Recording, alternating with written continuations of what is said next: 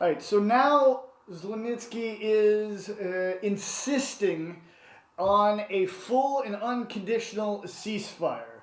And of course, we know this isn't his idea. This is an idea that was driven into him by Trump and Vance in the Oval Office.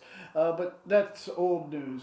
But what we're looking at now is a video that was released by Zelensky insisting on this full and unconventional ceasefire, as I said, and basically threatening the Russian parade of their biggest holiday, Victory Day, which is just next week, saying they're right to be afraid for their holiday.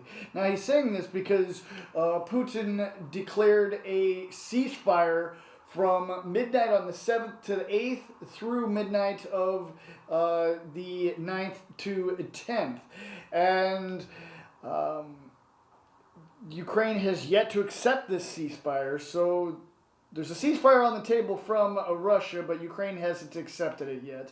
But again, Zelensky is trying to run the show, as he always does, and it always backfires on him. But one thing I've kind of noticed here. Now, I'm not really one that's jumped on the bandwagon of the accusations of drug use and other substances about Zelensky. I've never spoke out publicly about it, but I take one thing at a time. But to me, looking at this video, it seems you can see in his eyes that he's under the influence of something, I would expect. And it appears to be alcohol, actually, but I'm not a professional on that, I couldn't say. And I'm not going to say that I've never done a video and made it public where I was wasn't under the influence of alcohol. Sometimes at war you have to, take a few to relax, people under fire, shit happens.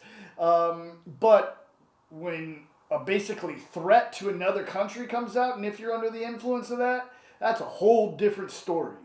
So if he isn't, great. If he is under the influence, that's a problem that should be addressed.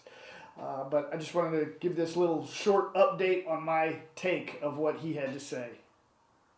Повинні робити чіткі кроки до завершення війни. І ми наполягаємо, що безумовне і повне припинення вогню має стати першим кроком. Росія повинна це зробити.